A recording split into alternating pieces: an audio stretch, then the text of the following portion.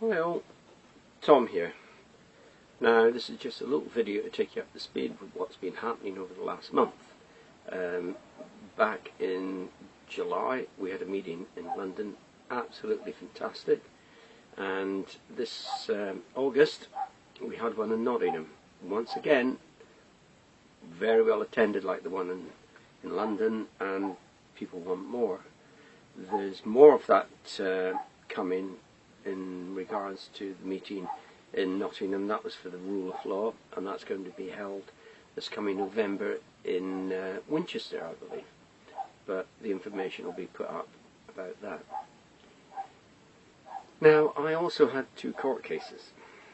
July was very interesting. It was before a magistrate, and it went okay. She wasn't really up to the mark. I think she's just one of these part-time magistrates and didn't know the law, and she was guided by the court clerk. But the next one, we put in a mention. Now this is very interesting. This is this month, August. I was sitting outside waiting to go into court too, and a magistrate walked past. Said, "Oh, hello Tom." And I said, "Oh, hello." And he walked in the court too. This particular magistrate had already dealt with me, and he was very fair, and we won our case. Twice we've won our case. Now, 5 minutes later, the usher appeared and said, "Oh, Mr. Crawford, we've had to move you to Court 1. I said, "Why?" "The magistrate doesn't want to deal with your case." So, disappointing, because he knew everything that I had to explain. So I had to explain to the next magistrate, who was absolutely fantastic. This magistrate was a bit stern and matter of fact at first, but then started to warming to our case, because I put before him, I also laid some information. I had a captive audience. Instead of trying to get through the gatekeepers, he was there. So I laid some information before him. So, excellent. And I provided some fraud that he could look at, and I referred to it during the case. But I'm slightly digressing here. Now, during the case, I called the usher up. It was a dimension, the hearing. I asked the usher to come up, and I presented her with a plastic envelope to give the CPS. He reluctantly took it and sort of slumped back in his seat. He was a young lad, and the magistrate asked 5 times what it is. So in the end, I had to tell him to stand up and explain to the magistrate exactly what it was, and he did. Unfortunately, I can't tell you what it is, because it may taint the next case that's coming. But basically, to tell you what it was, they've charged me with criminal damage. I knew this was coming. I knew they were going to try and stop me, but I presented something that I took from my house, Auntie's house. When I was in the roof, I was also in the loft and in the whole bungalow, which was in a shocking state and very distressing to see in that condition. But I took something out, and when the police came and asked me to come down off the roof, and they said they were going to charge me with burglary, because I asked them now, they kindly assisted me off the roof and carried my case on my bag, where I had a few supplies and such like, to stay in the property.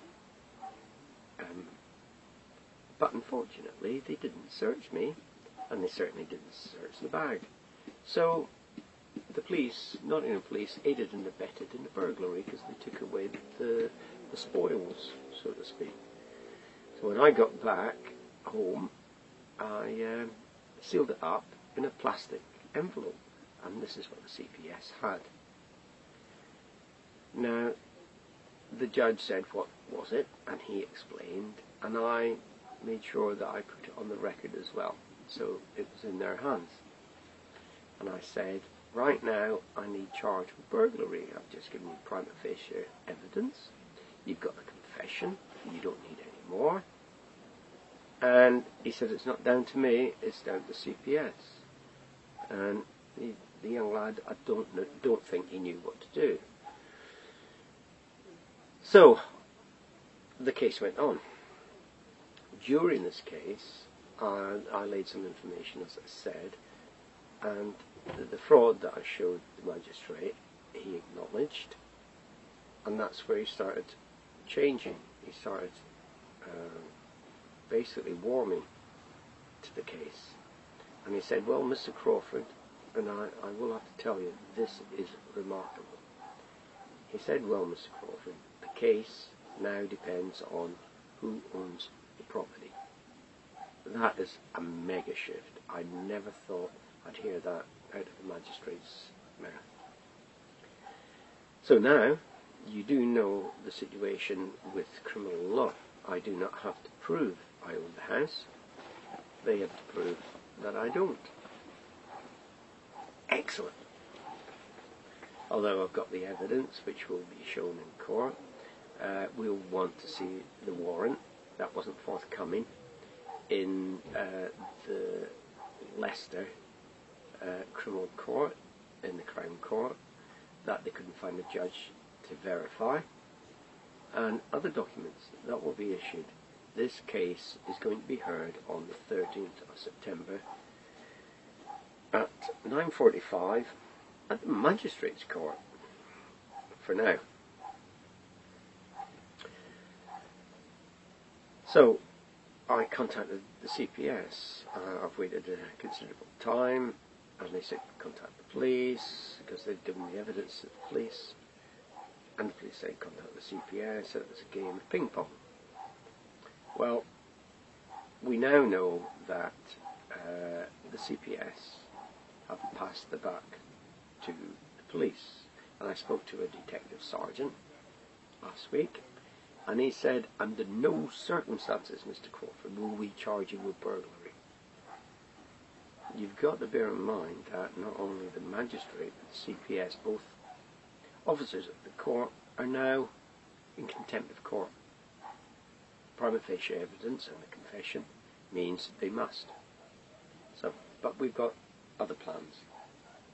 We've been in the driving seat of this since it started, and everything, and I mean everything, is going to plan.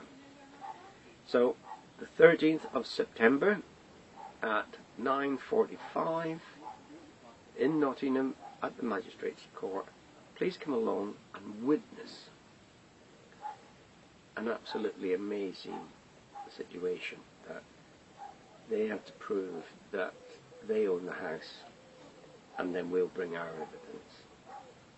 On top of that, last time we were at the Magistrates' Court, there was a young lad sitting there. He thought he was being very smart and smug. He recorded what was going on and didn't say anything about it. He was a troll, and we know who he is and what he is, and his name and everything. Now, come along and witness the next lot of trolls that's all getting ready to come along. They think we don't know, but we know.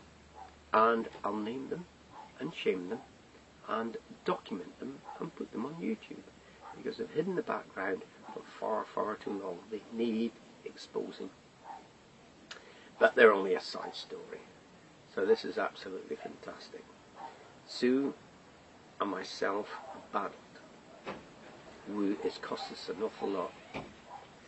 It's really, really been painful to work all your life for both of us, for them to steal it all, then to steal our property on top of that, and on top of that, you do not get access to justice.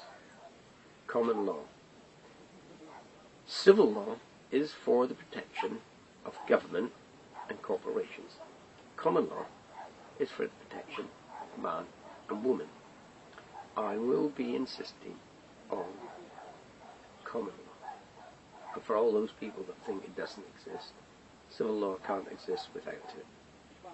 So, really looking forward to this 13th coming up. And by the way, 13 is my lucky number.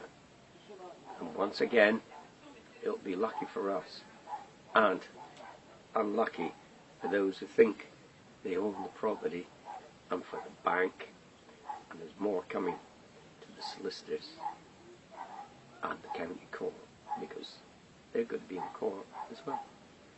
So take care. Really looking forward to this. Please come along and witness it, because we need the general public to witness what's going on. Take care.